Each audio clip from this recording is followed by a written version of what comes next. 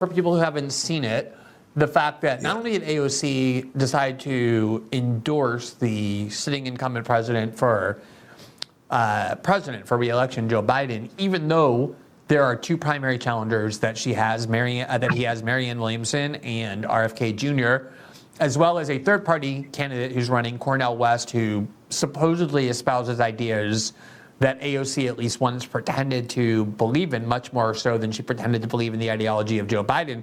She not only endorsed Joe Biden without even waiting to see who would be running against him. It's still possible there could be other primary challengers that he has. She didn't even pretend to extract any promises from him. Remember when the right wing of the Republican Party, when Kevin McCarthy needed their support to become House Speaker, they very openly refused to give that until they extracted all kinds of promises about how power would be wielded in the House in a much more diffuse way. She didn't even pretend to do that.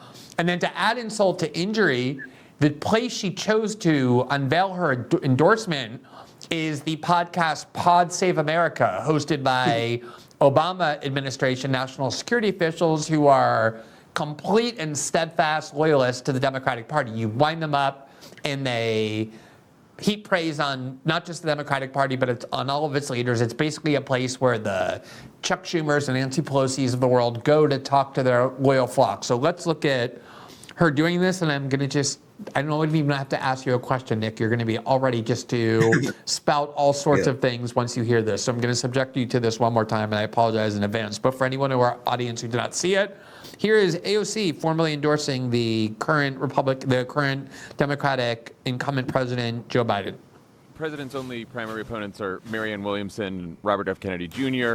Haven't been any rumors about anyone else even thinking about jumping in. Will you be supporting Joe Biden for re-election? I believe given that field, yes. I think he's done quite well, given the limitations that we have. He's done quite well, Nick, given the limitations that he has. So let me just go on. I just needed to stop that there and note that.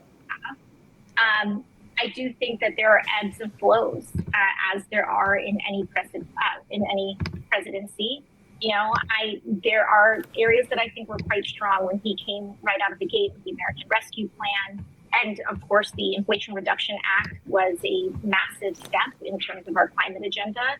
But, you know, there are also areas that I think could have gone better. We have major structural. Did you hear how she phrases her criticisms? There are things that could have gone better, meaning I will admit he's not perfect. All right, let's just finish this. Issues in this country. And I think it starts with the United States Senate. And I think that until we have senators that are willing to stand up and stare the filibuster in the eye and stare a lot of structural issues about the Senate, and the United States Senate will be what holds back this country from an enormous amount of progress.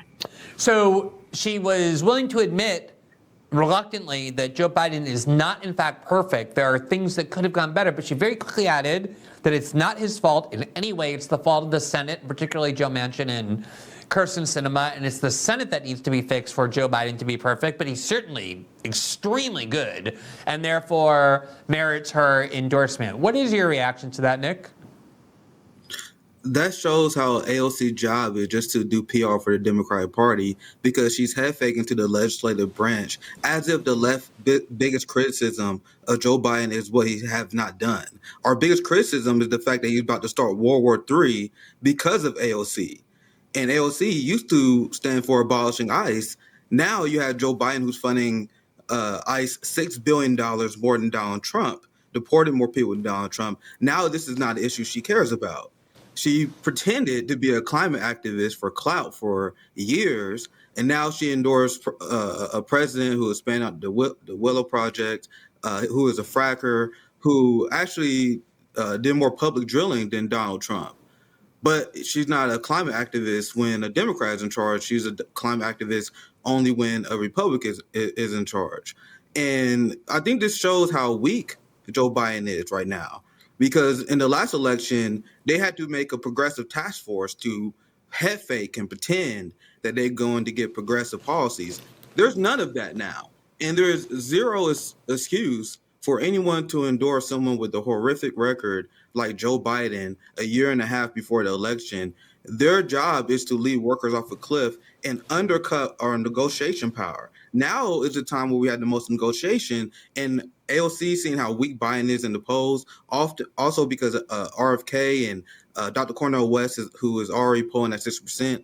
So they can't even play around. They was given the order to endorse immediately, which shows how weak Joe Biden is that she had to do this.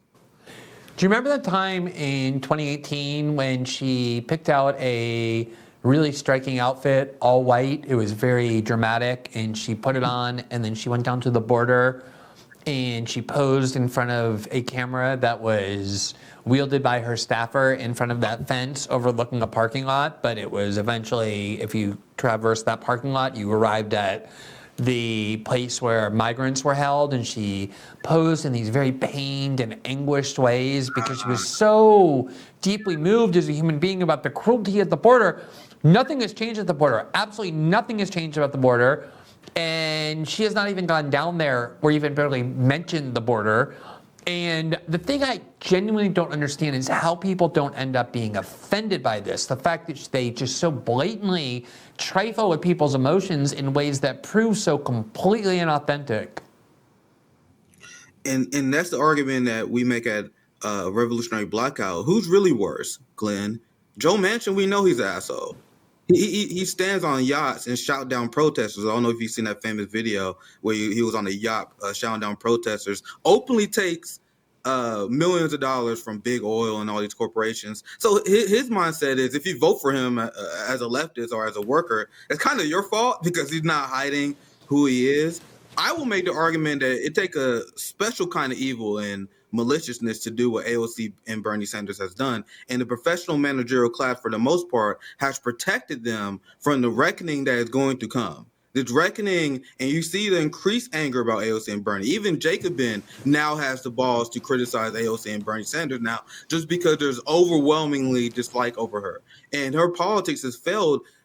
It's just a fact. If you look at how she is as unpopular as Kamala Harris, even though she quote unquote support popular policies, that because her politics and her willingness to be just a PR agent of a Democratic Party while stealing working class people's money has grossly offended the real left. And she knows this. That's why she had to go on Pod Save America. She can't even go on social Democrat-like channels. She has to go full establishment because she lost any support from the left. Even people that are to the right of me had enough of AOC and her fake gaslighting nonsense. And my friend Comrade Missy predicted that she's going to be the next Nancy Pelosi, and that's exactly what's going on. When you look at her pro-war votes, when you see how she's whipping support for the Democratic Party, that is exactly what her role is right now. She's completely abandoned the left, and anyone on the left who's propping her up, they're just being willful idiots, and she's not even trying to appeal to them anymore.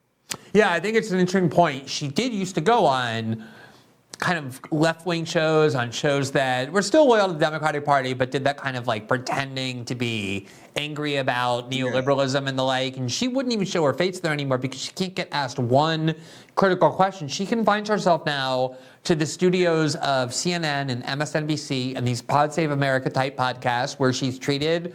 Basically, the transformation is complete. She basically is Nancy Pelosi now.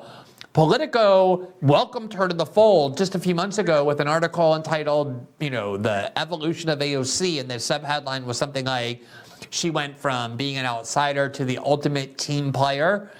The thing that I find so sickening about it is that, in reality, she and Bernie, who convinced people they were waging a war against the Democratic establishment, as you say, if you turn on Rachel Maddow or Chris Hayes or Anderson Cooper or read the op-ed page of the New York Times, you know what you're getting. Those are people who are hardcore partisans of the Democratic Party. They're speaking to hardcore partisans of the Democratic Party. They're not hiding who they are. They're exactly who they say they are, which is they want you to vote Democrat all the time.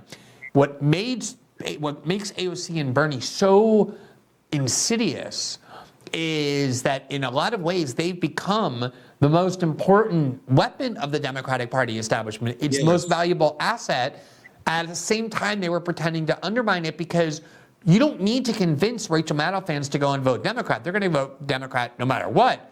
What you need are the kind of younger people who don't really like the Democratic Party, whose self-identity depends on keeping the Democratic Party at a distance, who may not vote, who may vote for Cornel West as a protest. And AOC and Bernie are the ones who lead those people, the ones you really need to get out their asses and go vote every 2 years and to vote for the Democratic Party without fail. So at the same time, they're telling people and collecting money based on the fraudulent image that they're enemies of the Democratic Party establishment. They, in fact, are its most important instruments. And it really makes me upset because I was part of the Bernie campaign, and I don't know if you remember the Bernie Sanders rallies. And I remember there'd be a lot of seniors or any person struggling with disease or anyone struggling with poverty. These people would give their testimony at these Bernie rallies. I don't know if you guys remember this. And they were talking about how we were bankrupt. I'm just giving an example. They were talking about how they're bankrupted because they don't have Medicare for all, et cetera, et cetera. They would be damn near crying. And the whole crowd would be crying to Bernie Sanders. And Bernie Sanders and AOC would look these people right in their eyes and say, we will fight for you. We will fight for your health care. Meanwhile, Medicare for all is dead. They're endorsing a guy who said they would veto Medicare for all. What? That's absolutely disgusting. He said he would veto it. He would veto it, even if it passed. Yes. Even if somehow Bernie and AOC did a miracle and got it to pass, Biden would veto it. And AOC is not putting even any pressure on them. In fact, Biden helped privatize Medicaid and helped kick millions of people off their insurance. I give David Sirota a lot of props for reporting on that. So Biden kicked off millions of people off of healthcare, and the healthcare champion, Bernie Sanders, endorsed that guy. After looking at cancer patient in the eye, and you look at YouTube, I'm sure all of them still up. Looks all these people in the eye and said, we will fight for you. These people with medical debt. I got family suffer from medical debt. They look me in the eye and they say they're going to fight for us. And now they completely capitulated to the worst neoliberal war criminal scumbags. Once again, the reckoning just started. They don't even know what's coming. Like, this heat's going to continue. Thanks for watching this clip from System Update, our live show that airs every Monday through Friday at 7 p.m. Eastern, exclusively on Rumble. You can catch the full nightly shows live or view the backlog of episodes for free on our Rumble page. You can also find full episodes the morning after they air across all major podcasting platforms, including Spotify and Apple. All the information you need is linked below. We hope to see you there.